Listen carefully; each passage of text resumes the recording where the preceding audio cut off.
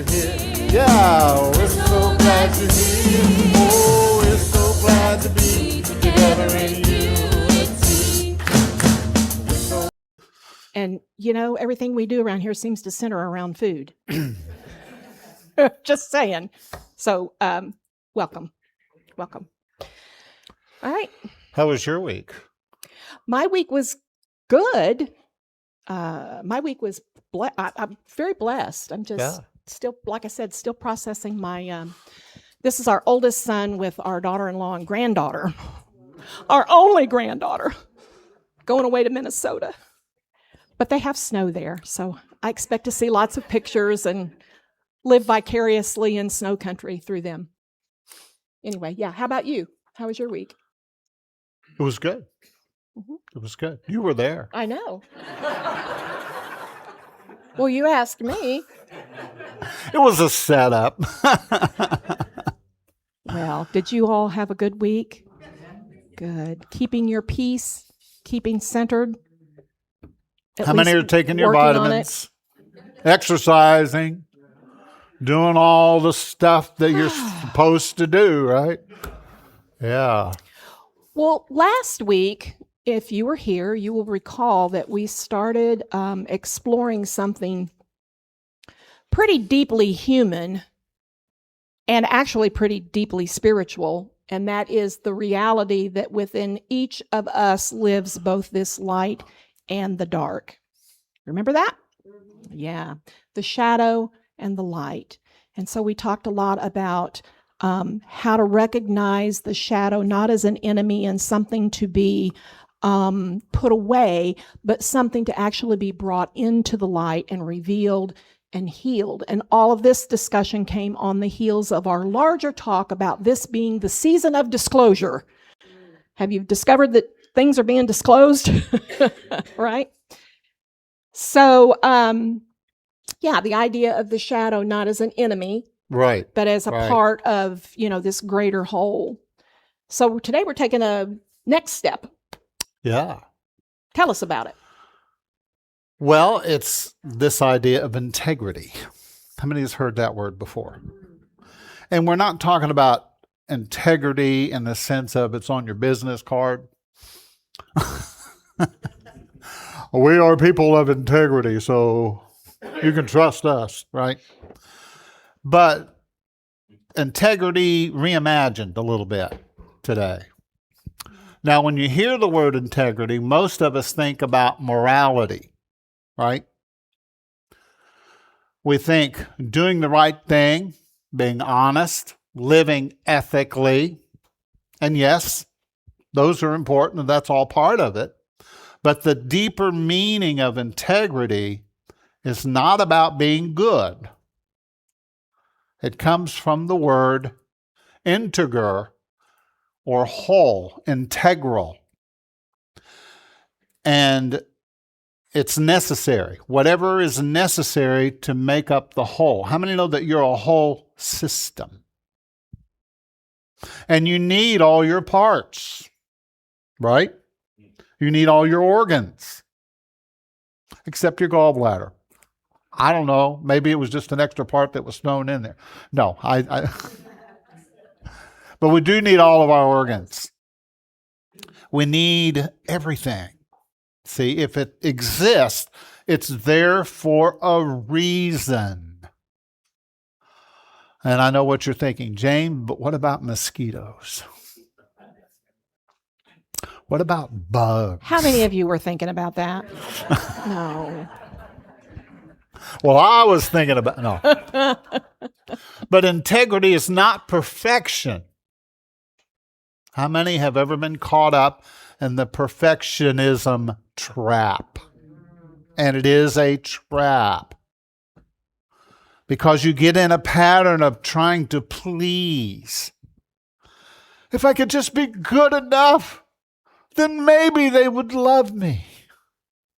If I could just figure everything out, then I could finally be perfect. Or if they could just do everything good enough, then I could be happy with them. Yeah, that's true too. Because not when we have that spirit of perfectionism, not only is it about us being perfect, but we want everybody else to be perfect too. So what is Ask me how I know. integrity? Integrity is about wholeness. Say it with me. Wholeness. Becoming whole.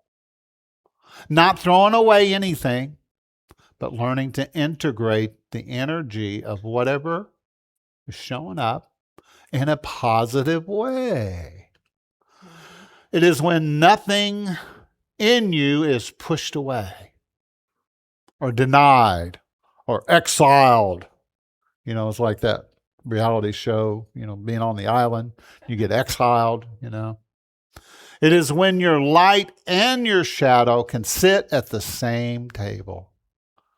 Take a breath of that. Right? And neither one is pretending to be the other. Right? So what is wholeness? Wholeness is like a circle. And a circle is a spiritual symbol.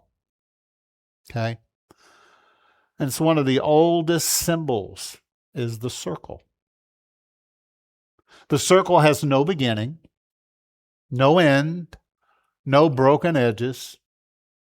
It represents unity, completion, and wholeness. Wow. And here's the truth.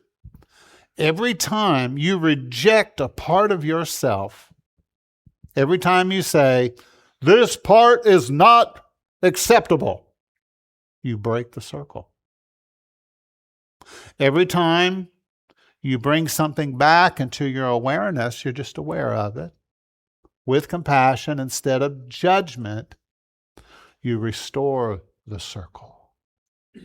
Say with me, ah, oh, ooh, or whatever, you know. Yeah, there you go. Yeah. So here's a simple example.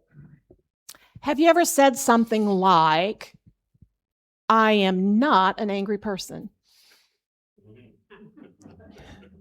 Have you ever met someone that said that with intensity? I am not an angry person. And then somebody cuts them off in traffic and, suddenly this version comes out that you wouldn't want anyone to see. You wouldn't know, ever. And I don't know anything about that one either. James used to say, why are you talking to that car? They can't hear you. And I'd go, I know, but it makes me feel better. That was not a good space to be in, right? But most people, when they do that, they say, oh, well, that's not me. That's not me. But spiritually, we say, that is you. And it's the part of you that's asking to be understood. We all have that. Yeah. That's that part that's asking to be understood, because the shadow, as we have said many times now, is not the enemy. It's not evil. It's just unintegrated energy. Everything is just energy.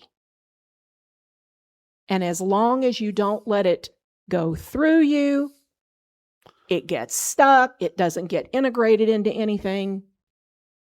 And it becomes something that we actually kind of become enslaved to.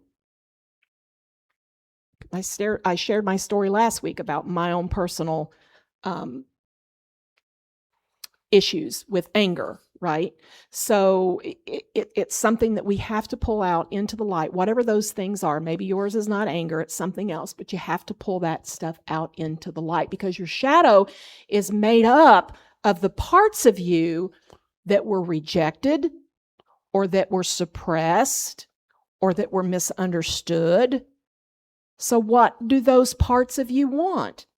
They want expression, they want to be acknowledged, and they want to be understood.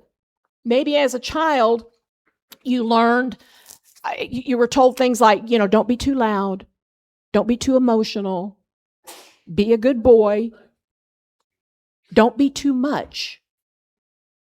Don't be too much. So what did you do? You didn't destroy those parts of you that were loud or that were too much. You hid them. You hid them. And what we hide, we talked about this last week, doesn't disappear because everybody in your sphere can see it. It doesn't hide. It waits.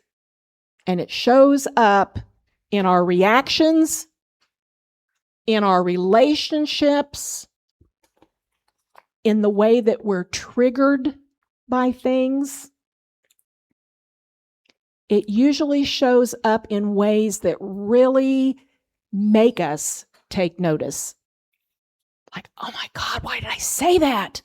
Why did I do that? Just trying to get your attention. Yeah, and so it's like you have to reframe how you feel. You have to reframe this dark side, right?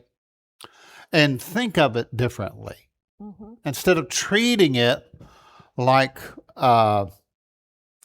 something that is evil or bad or wrong, you say, okay, this is a part of me.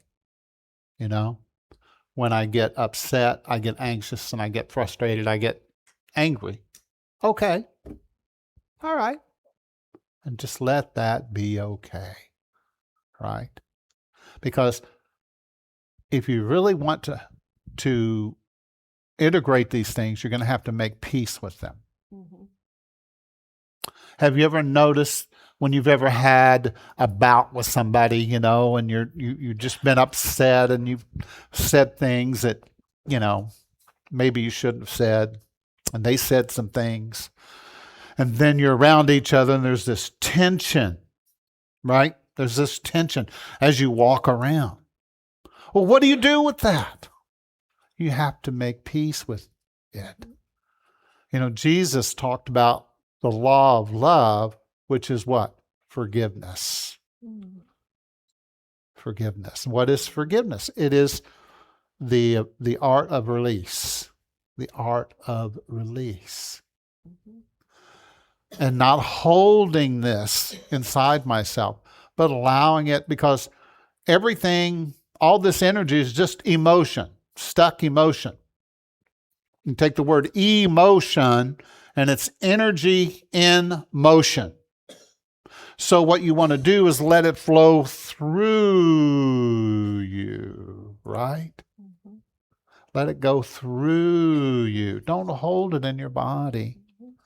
Let it move through you. See, when we get angry, we get upset. It's like taking a poison pill, and you become toxic, right? And then you take it out on the people in your life, the people that are closest to you, right? So what you want to do is you want to make peace as soon as you can. But first you have to make peace with yourself, because it's not really about them. All they were doing is acting as a mirror, reflecting back to you what's going on inside of you. Say it with me. Oh, right? That's what's happening on the inside. And they're just reflecting it back. That's all they're doing. Mm-hmm. You know? You know, I think when we start, we're going to talk here about reframing the shadow and how we can look at the shadow differently. And I would start by saying that if we can recognize that the shadow parts of ourselves most often were put into place as ways to protect us. They were put into place as safety mechanisms, perhaps as a child, and they worked for us very well at some point. So if we can understand that about the shadow part of ourselves, then it's easier to bring it in and say, oh, I see you. And more importantly, perhaps, is I understand why you're there, and I see how you were there to help me as a child, or how, you thought you were being productive, but now let you go. Yeah. So the first thing we can look at, we talked about anger. Well, what is anger? As a child, you don't have any power. Most of the time, in most of our homes, we didn't have any power. You were told what to do, what to think, what to eat, what to wear, where to go, how to act. You didn't have any power if you didn't want to do any of those things differently than what you were told. And it builds up this, it turns in later into teen rage. Remember when you were a teenager and you just wanted to be yourself? You wanted to find your identity. You wanted to express the way you wanted to express. Why? Because your whole entire childhood you'd been told, don't do that, don't wear that, don't think that, don't. Yeah, and just to kind of tag along with what you're saying, is that how should we approach our children? A little bit at a time, you want to give them the power of choice. You want to give them, hand over to them the responsibility for their lives a little bit at a time, right?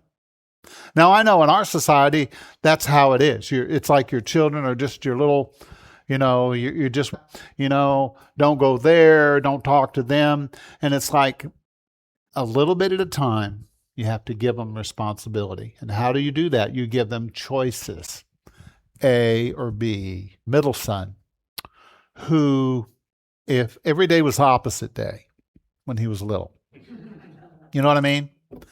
It's like we said, okay, today we're going to have chicken. He said, I don't want chicken. He says, I want pizza. But if we had pizza, he'd say, I want pizza because he liked pizza. Whatever we said, he always wanted the opposite. So what we learned to do is give him choices. We had a pack of hot dogs in the refrigerator. Do you want the hot dog or do you want the chicken? And what are you doing? You're empowering him to make a choice, right? We empower them to make choices, because if they don't learn to make choices when they get to a certain age, they're just going to go off and do what they want to do anyway. Say amen, somebody, or oh me, or oh my, right? It's just the way it is.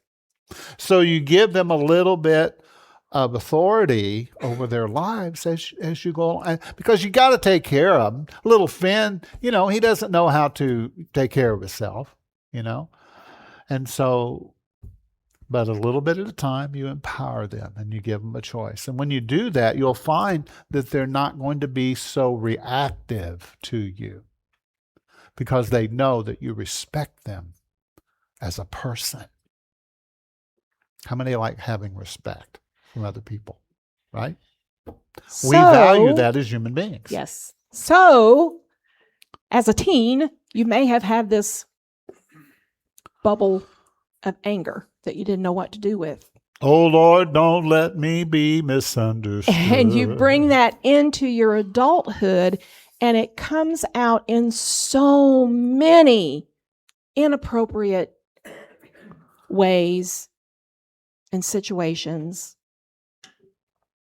Anger is an emotion that can be used positively. There's one way we can reframe it. We can make it a positive energy. How do we do that? We clean our house. We get things done. How many of you have ever had a fight with somebody and you come home and you just clean everything, right? Mow the grass, whatever it is, that thing you haven't been able to get to, all of a sudden you have the energy to do it. You take that energy, use it as motivational energy, reframe it, and do something positive with it. Because remember, it's not the energy that is the issue, it's what you do with it. And it's your definition of that energy. You call it anger, I call it motivation. Right? Yeah. It's all in how you frame it. Right. So let's talk about fear. What's fear? Well, fear is often misdirected imagination. When I was a little girl, I had closets with these little louvered doors, and every night I had a fear that there were robots in my closet. I don't know why, but that was my thing. And I also remember that my dad would come in and he would say goodnight, and he would go to flip off the lights, and he would say good night, sleep tight, and don't let the bed bugs bite. And I got to the point where I'd go, don't say the part about the bugs. I had some fears that were developing around misdirected imagination. She still doesn't like bugs. I still don't like bugs. And what happens when you carry that into your adulthood then? Well, all of a sudden, the fear of the bug becomes fear of being able to even go outside, fear of being in relationship, fear of this, fear of that. Well, what do we do with that energy, with that shadowy part of ourselves? Imagination can be used as worry, or it can be used as empowerment. We have the creative divine gift of imagination. That's how we create. And when we use that creative power in that shadowy, fearful way, somebody was under the bed. I am safe. Right here, right now, present in this space, I am safe. I have absolutely nothing to be concerned about. I am safe. And just saying that to myself is actually me being in control of my own state of being. Because that's affirmative prayer. Yeah. I am safe. Yeah. And so you talk to that little one inside you and say, I am safe. Mm-hmm. It's okay. Mm-hmm. You can trust your life. You can trust your life. Mm-hmm. You know? See, because we have so many insecurities that we guard ourselves all the time, that we're so much insecurity and fears and anxiousness about everything. And the more you can use your words and talk to yourself and just say, I am safe. Why am I safe? Yeah. I choose to be safe. There's nothing here that can hurt me. And I will give you one of the things that worked for me in this particular area is going back and reframing because where do the memories live? In our heads, right? And every time we tell the story, we know that we embellish the story just a little bit more. Maybe it's a little more exaggerated, every time we think about it. Because well, I never do that. Yeah. Because we want to, we just, it's kind of the ego's way of let's catastrophize it and make it as bad as it can be. So we put a little spin on it each time. One of the ways that I dealt with this control issue was going back and remembering the way I remembered some of the really horrific things in my childhood that I witnessed, and sitting with myself as that child and saying, it's okay. You're going to be okay. You're safe. You make it. You grow up. You have a family. You're going to be okay. You're okay. I'm with you. Look, I'm an adult. You're going to make it. It's okay. And by doing that, sitting with that child in those experiences, it reassures that part. For me, it reassured that part of myself that, yeah, I'm going to make it through this. Mm-hmm.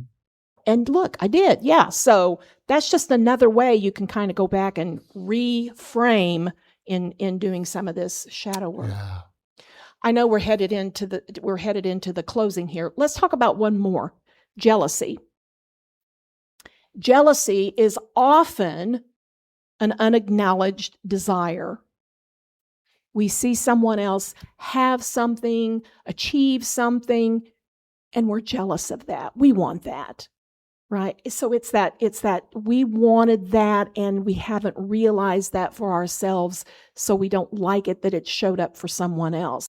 It's okay to desire something. It's okay to want certain things to happen or to have, right?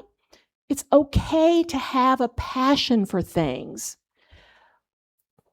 It's okay. Yeah. What we don't want to do is get into a cycle of being upset that someone else has it and cutting off our own good because we can create it for ourselves. Back to that creative imagination. We can create it for ourselves. They created it for them. We can create it for ourselves.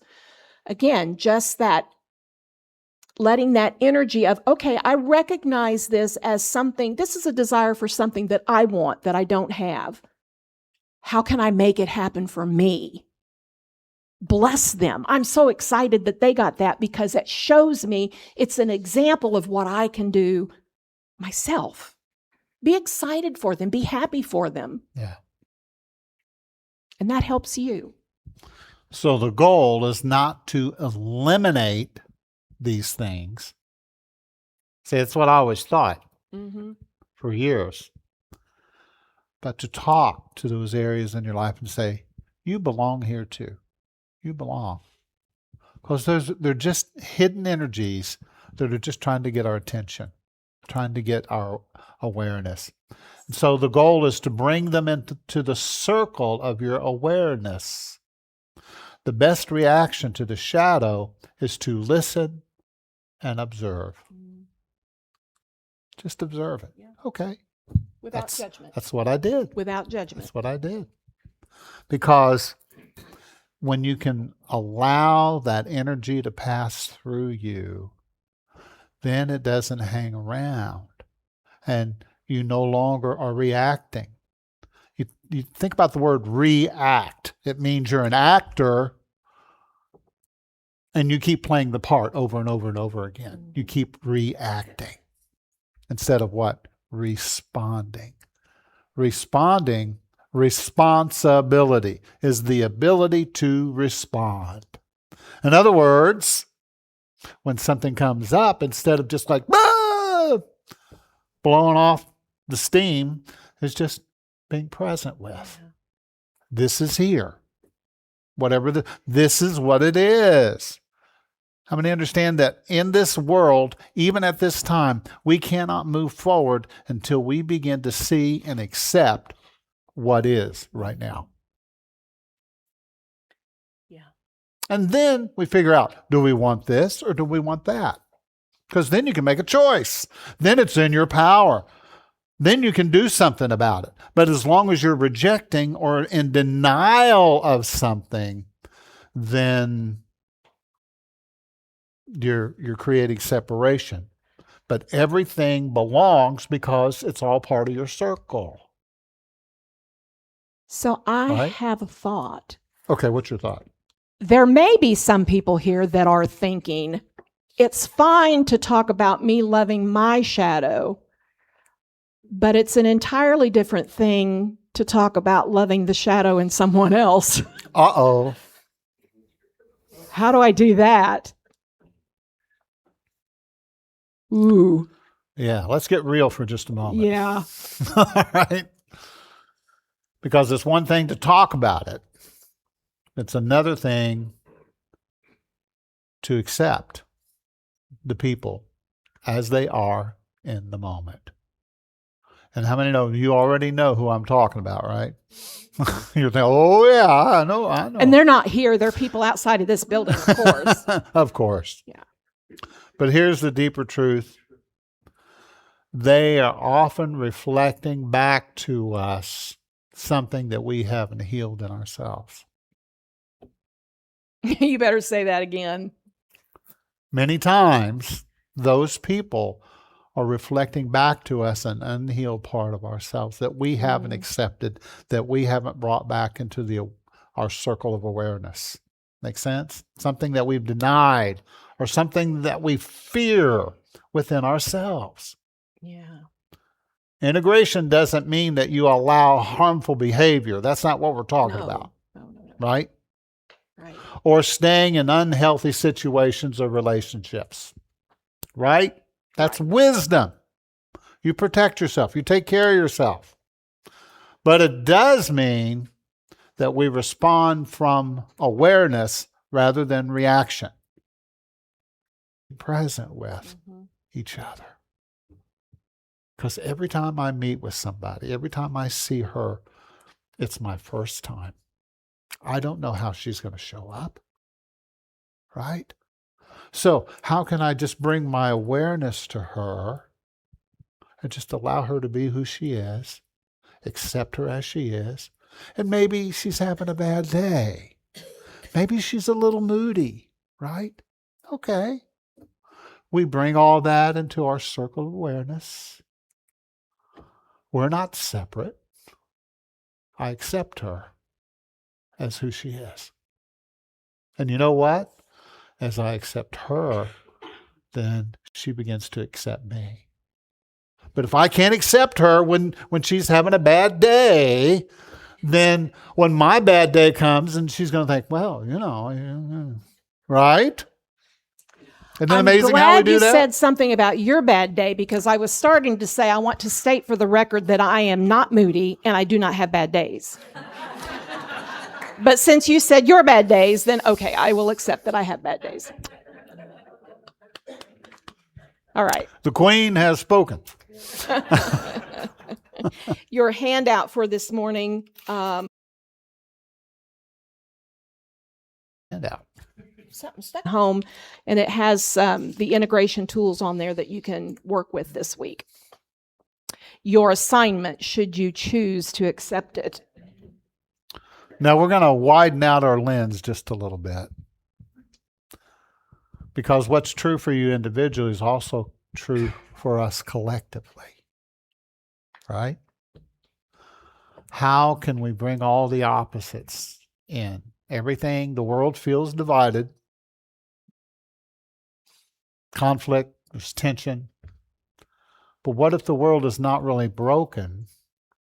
What if it's just unintegrated? So we can't accept people. We can't accept each other. What if humanity is going through the same process that all of us are individually? Learning to hold the paradox, embrace differences, integrate the opposites. Because peace is not created by eliminating the other. Peace emerges when we can hold the whole. We can hold it all. Does that make sense? Mm-hmm. And today we're at the end of next week, the end of Lent. And we have these beautiful purple flowers here today. And Leah and I are both wearing purple. I don't know if you noticed that. But purple, I want to thank Alice and Jay for it's so beautiful. The color purple represents spiritual energy that is integrated. We know that Jesus was given the purple robe when he was set for crucifixion. And the purple robe symbolizes the idea of turning pain and suffering into empowerment over circumstances. Just take a breath.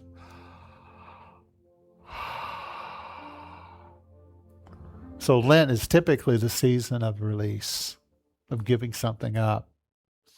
But what if this year we don't? And so we're going to do a song together, but I want you to get comfortable where you're at. We're going to turn down the lights. Take a breath.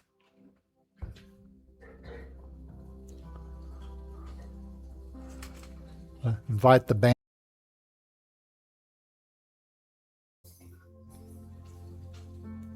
Do you know what it is? It'll come to you when you're quiet. And here's a beautiful song.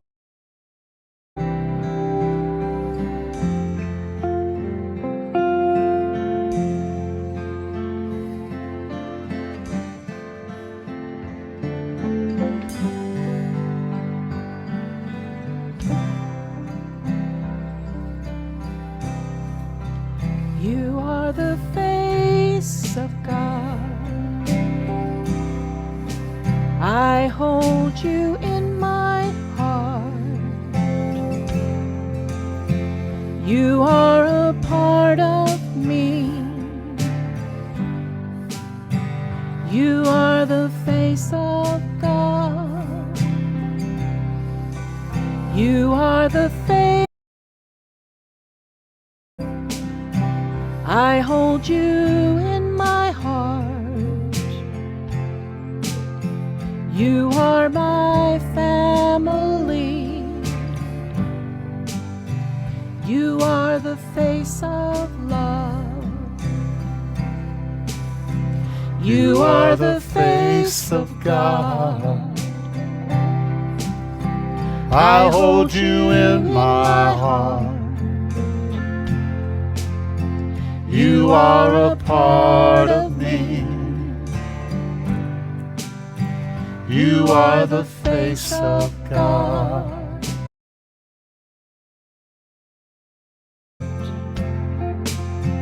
You are my family. You are the face of God.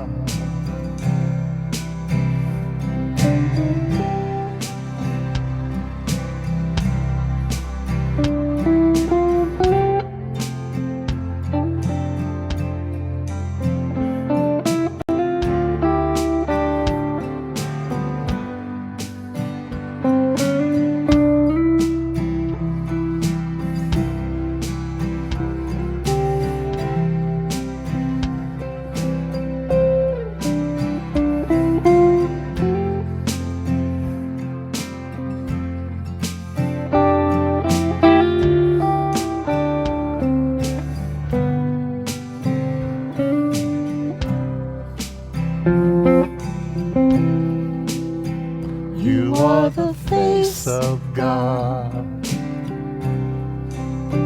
I hold you in my heart.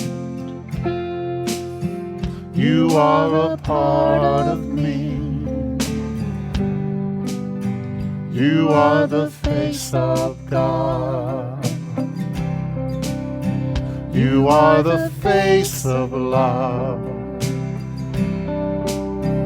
I hold you in my heart. You are my family. You are the face of God.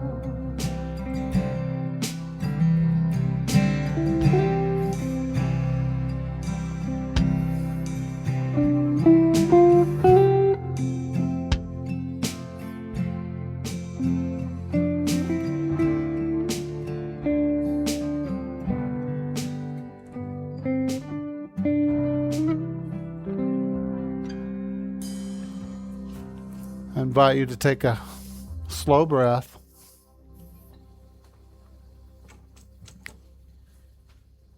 I want you to draw a circle in your mind.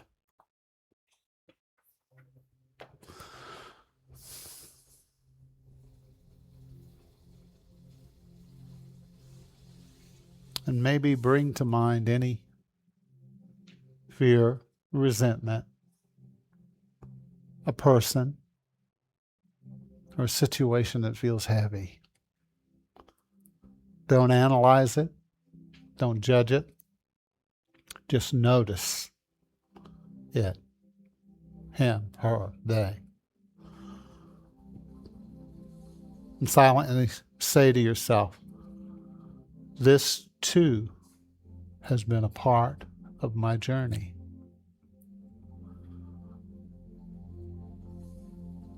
Now take a breath and say, I take the wisdom. Say this to yourself. I take the wisdom and I release the weight. I release the burden. And imagine placing that situation, that person, that feeling into the circle of light. where it no longer is a burden, but a part of your transformation. You're integrating, you're allowing it in.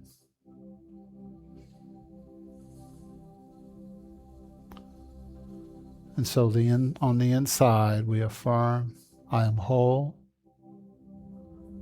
even as I grow. Nothing within me is outside the reach of love. I restore the circle within my own being. Take a breath.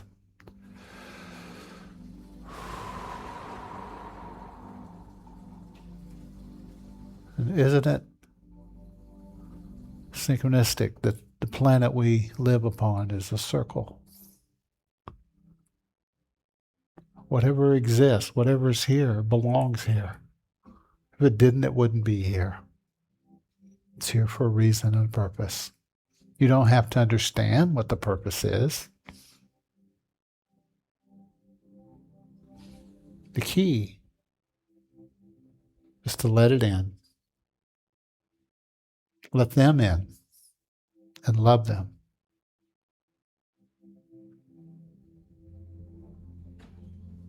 You're not here to become perfect. You're here to be whole. Not by removing parts of yourself, but by bringing all those parts into alignment with love. Because when nothing in you is rejected, there is nothing in the world you need to fear. Take a breath of that.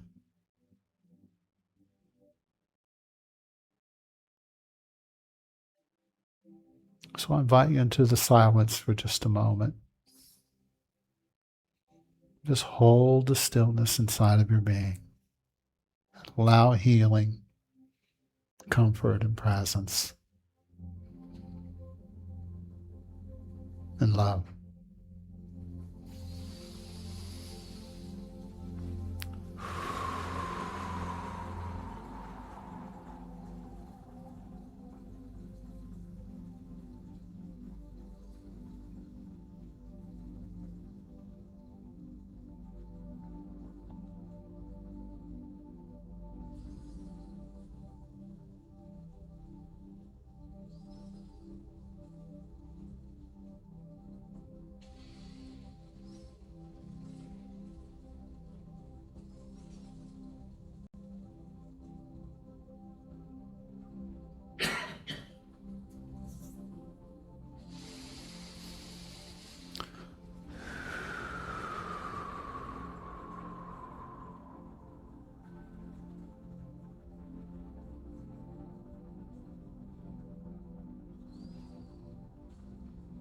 Thank you, Holy Spirit.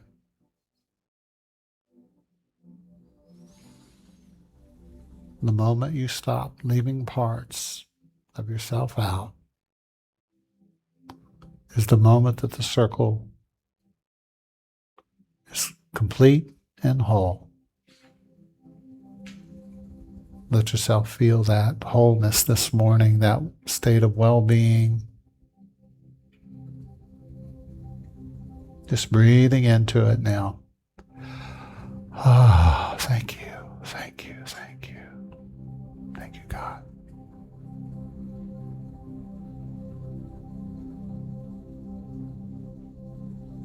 So in the name of all that is sacred, holy, and good, so it is. All right. I invite you to take a moment and reach a little bit, stretch, feeling alert and awake.